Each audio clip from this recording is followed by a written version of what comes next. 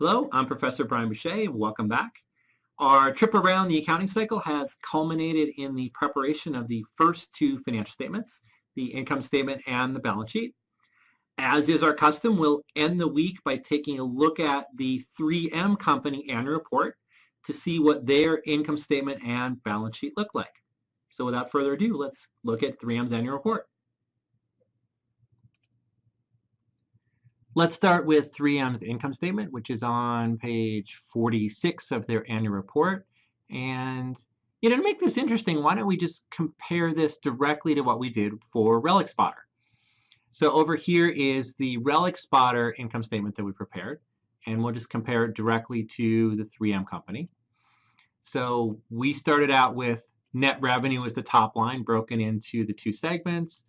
3M just gives us one line for net sales. Then we had the cost of revenues or cost of goods sold. Again, 3M just has one line item. We had selling, general, and administrative expenses. 3M has that as their next item. Again, only one line item. They also have R&D, which we didn't have as Relic Spotter. Just let me delete that so that goes away. They also had R&D, which we did not have in Relic Spotter.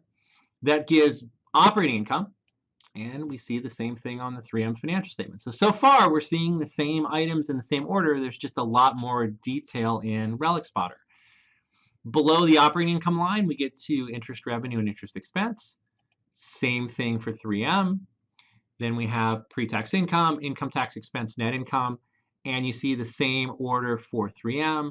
The only thing is they have this non-controlling interest, which we'll talk about later in the term. Now, you may be wondering, how can a big multinational company like 3M, producer of Post-it notes and Scotch tape and all sorts of other cool stuff, get away with providing less information in their income statement than Relic Spotter? Well, as it turns out, 3M is going to provide more information. It's just not shown on the face of the income statement. If we go back to that MD&A section, Management Discussion Analysis, so this is back on page 18 of the report, we'll find that here is where 3M gives us a lot more detail about their income statement. So here's net sales. They give us US versus international. They tell us how much of it is price versus volume growth, how much of it is organic versus acquisitions. They give you some geographic and product segment information, and they'll give you more of that. I'll show you in a second. For operating expenses like cost of sales, they give you a whole paragraph explaining what happened. So it includes manufacturing, engineering, and freight costs. One of the effect of the changes year on year was the impact of selling price, raw material cost changes. Same thing with SG&A. They don't quite give you the same detailed breakdown of the components, but they do talk about how different line items change, like pension expense, restructuring expenses, cost control, and productivity efforts. So you're getting more detail on the line items here that you didn't see on the income statement. Same thing with interest income and interest expense, income taxes. And then as I mentioned, they go through each segment. And for each segment, like industrial and transportation business, healthcare business, consumer and office business. So this is the Post-it note segment. Safety, security, and protection services. Maybe this is Post-it notes. But in each case, they're giving you the sales by the segment, operating income by segment, and some details about what happened. So we do actually get more of the information than we see in the income statement, but you have to dig into a different part of the report to find it. Now let's take a look at the balance sheet, which is on page 48 of the 3M 10K. And again, we will compare it to our Relic Spotter balance sheet. So this is as of December 31st, the point in time. Always start with cash.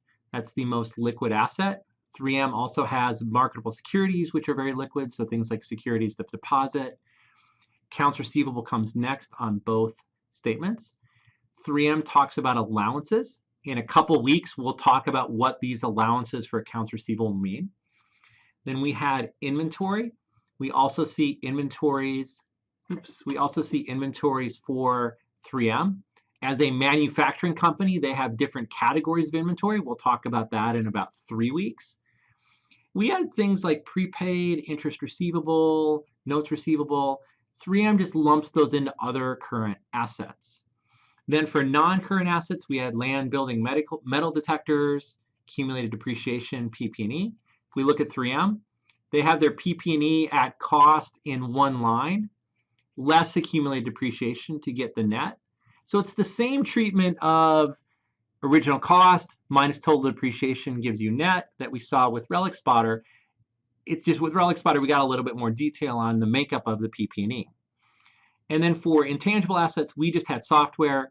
3M has a lot more: goodwill, intangible assets net, some prepaid pensions, and the always popular other assets. In terms of liabilities, we had accounts payable, interest payable, income taxes payable, unearned revenue. For Relic Spotter, we can find similar things for 3M: accounts payable, accrued payroll, accrued income taxes.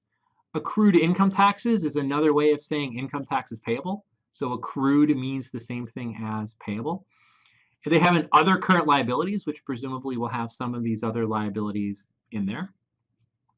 We had one long-term debt, mortgage payable. Here, 3M has their long-term debt. And as I talked about in the prior video, you can also put the current portion of that in current liabilities, as 3M does. Gets us down to total liabilities for 3M after there's a couple other liabilities that we didn't have for Relic Spotter.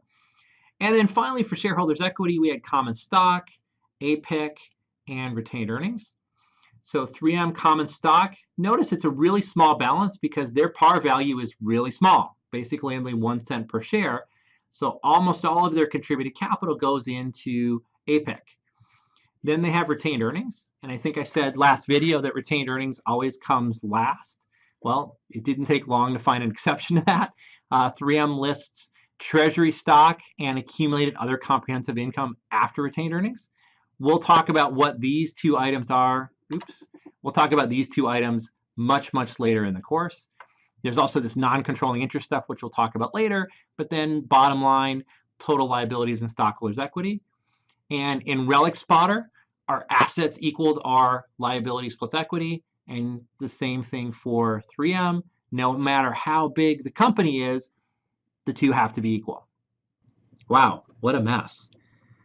So now you may be wondering, let's say I really need to know about prepaid assets for 3M. Is there anywhere I can find them? Because I can't just go with this other current assets because it's not going to tell me what I need to know about prepaids. In footnote 4 of the 10K, which is on page 66, 3M provides us some more detail on the balance sheet. So basically, they break down some of those line items like other current assets, other assets, and property, plant, and equipment, so that we can see our prepaid expenses, which we didn't see on 3M's balance sheet, was included in this total for other current assets.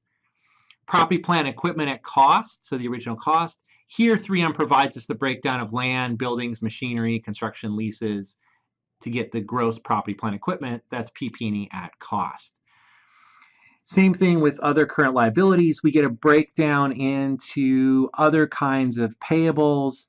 So there's other kind of trade payables, derivative liabilities, restructuring, employee benefits, and so forth.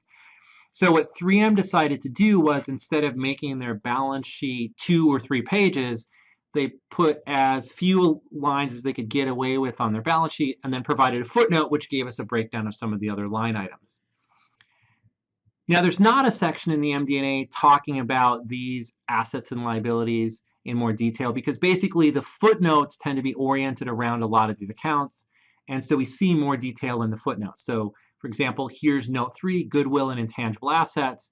This will tell us everything we need to know, hopefully, about goodwill and intangible assets. So the additional balance sheet information we get, we can usually go through the footnotes and dig it out. And so that's what we see for the balance sheet and the income statement for the 3M company. So that's a wrap for week 2. I hope to see you again next week, where we'll talk about preparing the statement of cash flows, the third of the 4 major financial statements. I'll see you then.